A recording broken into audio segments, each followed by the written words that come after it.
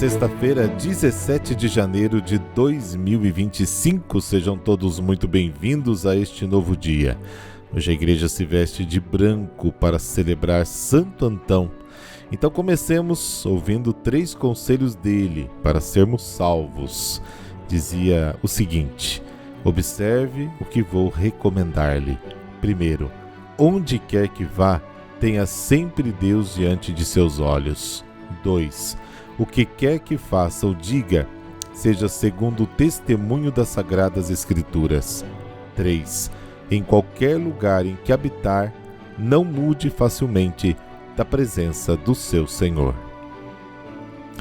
E eu quero dar aquele super abraço hoje para o Tadeu Henrique de Tubiara, Minas Gerais. E também quero receber o abraço de vocês, meus caros ouvintes, neste dia, porque completo 21 anos de vida sacerdotal. Obrigado pelas orações e por você, caro ouvinte, ser o presente que Deus me dá todas as manhãs. Este podcast é um oferecimento. Viaje com o Padre Heriberto para os santuários do leste europeu, Polônia, Hungria e República Tcheca. Maiores informações, ligue 43 3334 4010. Tá procurando consulta com médicos especialistas e sem mensalidade? Conheça a Qualimed Saúde. Médicos especialistas com preços acessíveis. Conheça o nosso atendimento online, qualimedsaude.com.br. Os contatos dos nossos apoiadores estão na descrição deste podcast. Hoje, na Enciclopédia Bíblica, vamos falar das rotas comerciais marítimas.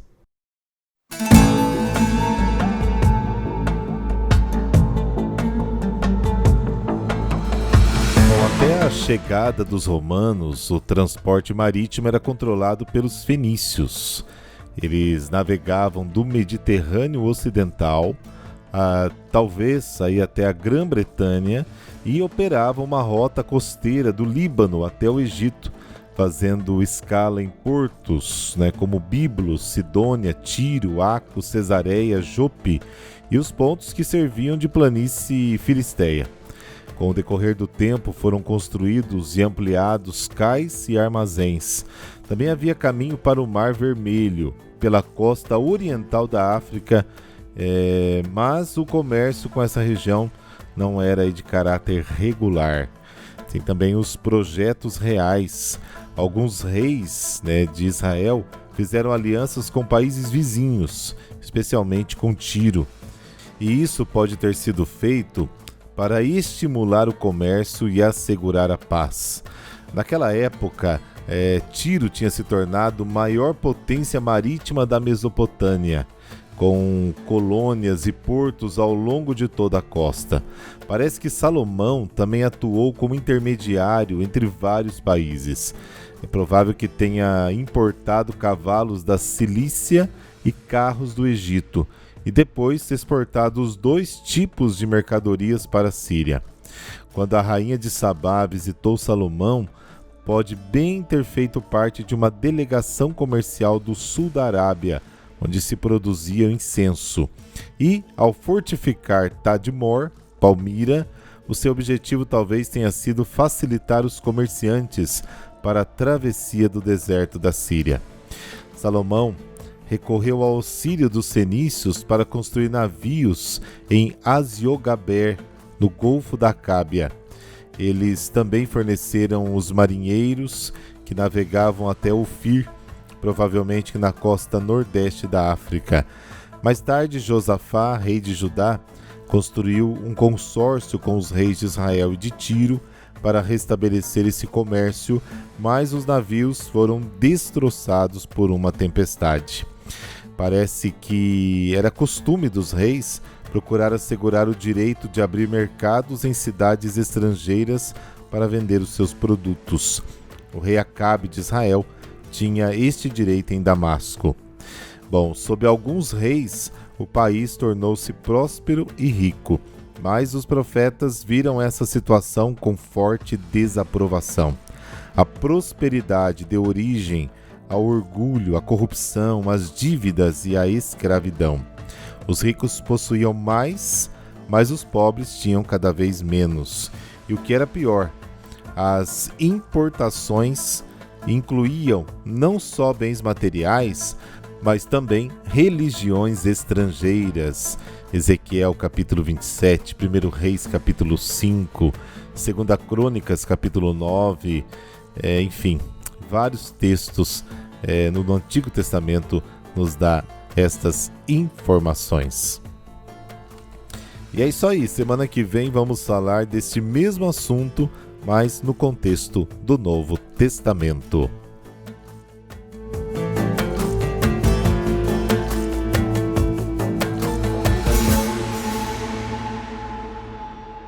Uma comunidade fiel ao Evangelho vive valores que contrastam com os interesses da sociedade que a rodeia.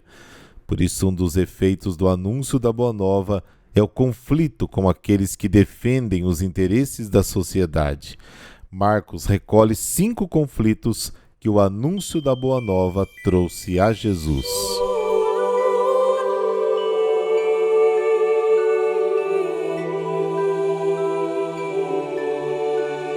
Pelo sinal da Santa Cruz, livrai-nos Deus, nosso Senhor, dos nossos inimigos.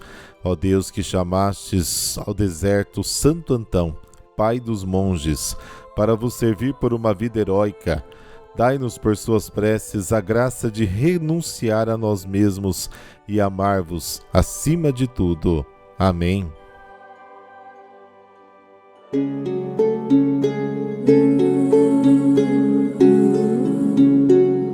Marcos capítulo 2, versículos de 1 a 12. O Senhor esteja convosco, Ele está no meio de nós. Proclamação do Evangelho de Jesus Cristo segundo Marcos. Glória a vós, Senhor. Alguns dias depois, Jesus entrou de novo em Cafarnaum. Logo se espalhou a notícia de que ele estava em casa. E reuniram-se ali tantas pessoas que já não havia lugar, nem mesmo diante da porta. E Jesus anunciava-lhes a palavra. Trouxeram-lhe então um paralítico carregado por 4 homens. Mas não conseguindo chegar até Jesus por causa da multidão, abriram então o teto, bem em cima do lugar onde ele se encontrava. Por essa abertura desceram a cama em que o paralítico estava deitado. Quando viu a fé daqueles homens, Jesus disse ao paralítico: Filho, os teus pecados estão perdoados. Ora, alguns mestres da lei que estavam ali sentados refletiam em seus corações: como este homem pode falar assim? Ele está blasfemando. Ninguém pode perdoar pecados a não ser Deus. Jesus percebeu logo que eles estavam pensando no seu íntimo e disse: Por que pensais assim em vossos corações? O que é mais fácil, dizer ao paralítico: Os teus pecados estão perdoados? Ou dizer: Levanta-te, pega a tua cama e anda? Pois bem, para que saibais que o Filho do Homem tem na terra poder de perdoar pecados, disse ao paralítico: Eu te ordeno, levanta-te, pega a tua cama e vai para a tua casa. O paralítico então se levantou e, carregando a sua cama, saiu diante de todos. E ficaram todos admirados e louvavam a Deus, dizendo: Nunca vimos uma coisa assim. Palavra da salvação. Glória a vós, Senhor.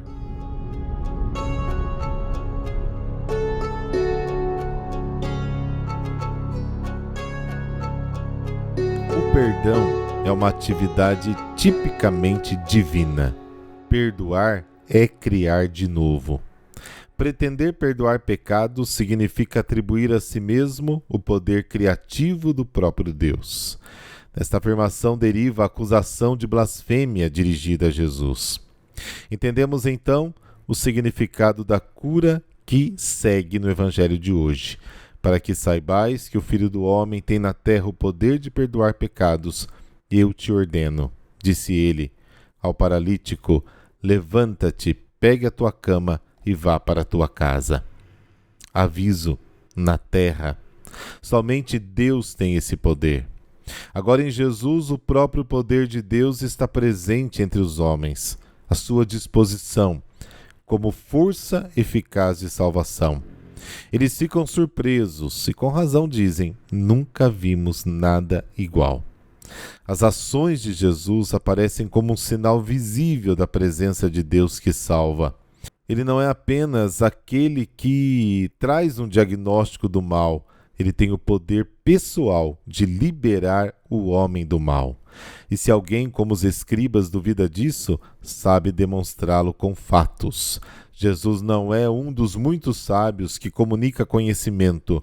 A sua palavra é ação criativa. O doente torna-se saudável, o pecador justo. Só Deus pode curar a lepra.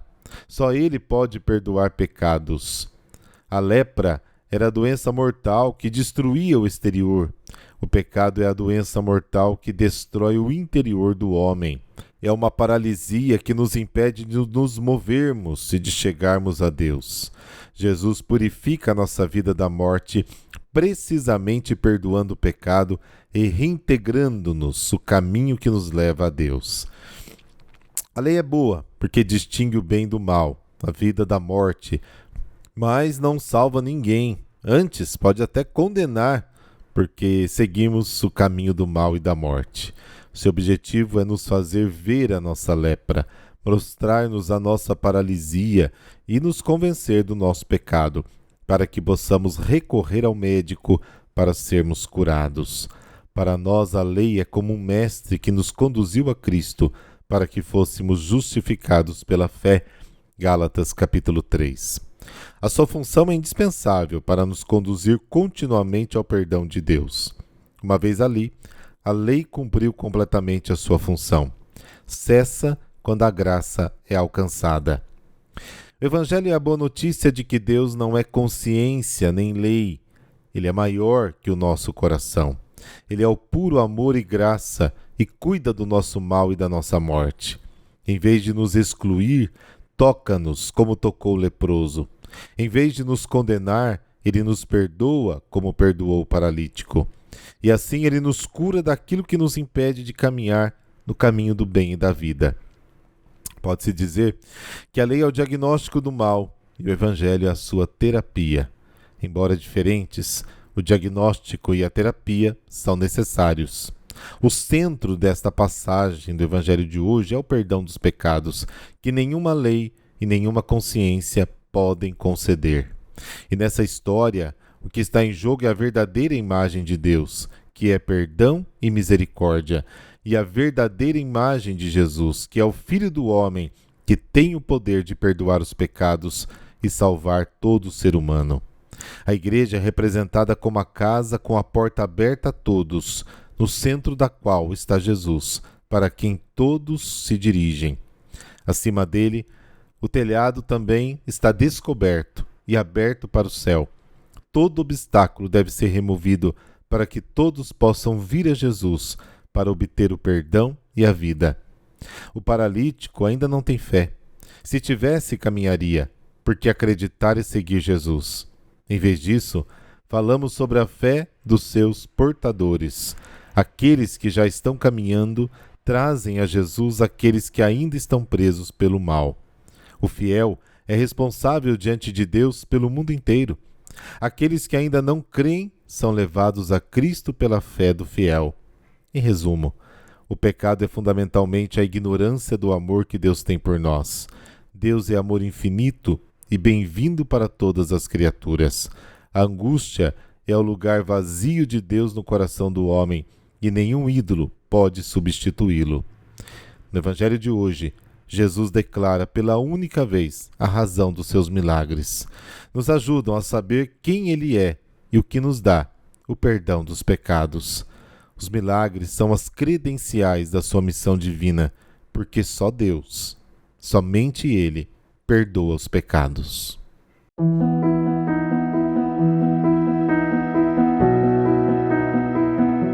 E como dito no início, Santo Antão do Egito, ou também chamado de Santo Antônio do Deserto. Ele nasceu em 251 no Egito, em família cristã e abastada. Seus pais morreram quando contava entre 18 e 20 anos, deixando para ele a sua única irmã, bem mais nova, inclusive, uma certa fortuna material e outra espiritual muito maior. Entrando numa igreja, ouviu o evangelho que diz: se queres ser perfeito, vende o que tens e dá aos pobres. Depois vem, segue-me e terás um tesouro no céu.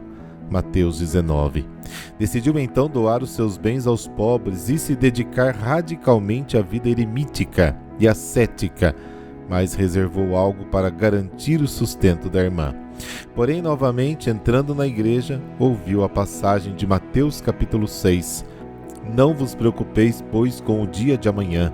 O dia de amanhã terá suas preocupações próprias. A cada dia basta o seu cuidado. Então, doou também esta reserva. Entregou a irmã aos cuidados de virgens conhecidas e de confiança. Era comum, os que procuravam a vida eremítica retirar-se para alguma região isolada próxima da cidade onde habitavam, e assim fez Antão. Procurou, contudo, aprender sobre este tipo de vida, visitando outros ascetas, só voltando para o seu retiro depois de absorver ensinamentos espirituais.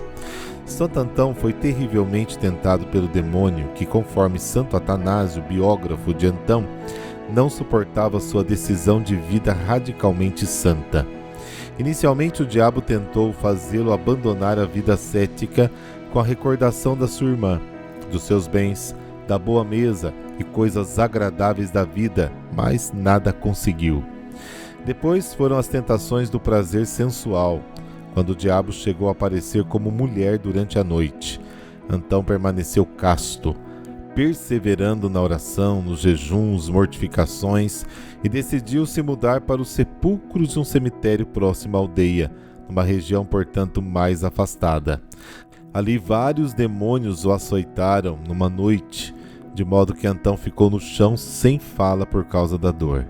Assim o encontrou um parente seu no dia seguinte, ao lhe levar pão, e o transportou para a igreja da aldeia, onde ficou prostrado como morto até a noite seguinte. Antão pediu para ser levado de volta ao sepulcro, e depois de rezar, ainda deitado pela fraqueza, gritou ao diabo que estava de volta, não acovardado com os golpes. Os demônios retornaram, agora sob a forma de animais ferozes, que o ameaçavam, mas ele debochou deste ataque, afirmando que, se de fato tivessem poder sobre ele, bastaria que viesse um só deles. Então, um raio de luz baixou pelo teto sobre Antão e os demônios sumiram. Antão, já sem dores, se levantou e rezou, com o corpo mais forte do que antes. Depois disso, ele se retirou para um deserto, mas sua santidade atraía discípulos, e, muito procurado, internou-se ainda mais no ermo, numa gruta, e ainda assim formou-se ao seu redor uma comunidade de irmãos, onde cada monge vivia sozinho e isolado, mas em contato e sob a sua direção espiritual. Pela terceira vez, Antão se aprofundou no deserto, a 3 dias de caminhada, vivendo completamente só por 18 anos. E novamente vieram discípulos. Então ele compreendeu que a caridade é superior à solidão e à própria oração. De toda forma, sempre que novos discípulos perguntavam por ele, a resposta era procurar a pessoa mais alegre, sorridente e espontânea do local. Austero consigo mesmo, ele era afável com os outros. Apesar da busca de vida solitária, Antão nunca deixou de ajudar pessoalmente os outros, quando necessário. E assim, durante a perseguição de Diocleciano, foi a Alexandria para apoiar a fé dos cristãos e, se necessário, ser martirizado. Aí voltou para combater os arianos, em auxílio do amigo Santo Atanásio, perseguido por estes hereges. Santo Antão faleceu no dia 17 de janeiro de 356, com 105 anos, e é considerado o pai do monaquismo cristão. Rezemos.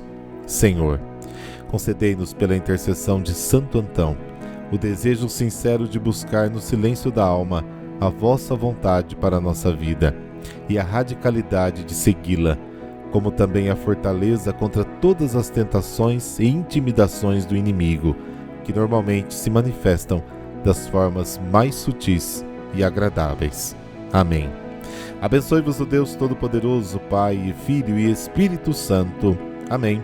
Vamos terminar o nosso programa de hoje com 2 estrofes do Salmo 77. Tudo aquilo que ouvimos e aprendemos e transmitiram para nós os nossos pais, à nova geração nós contaremos as grandezas do Senhor e o seu poder. Levantem-se e as contem a seus filhos, para que ponham no Senhor a sua esperança. Das obras do Senhor não se esqueçam e observem fielmente os seus preceitos. Bom fim de semana para você e até amanhã.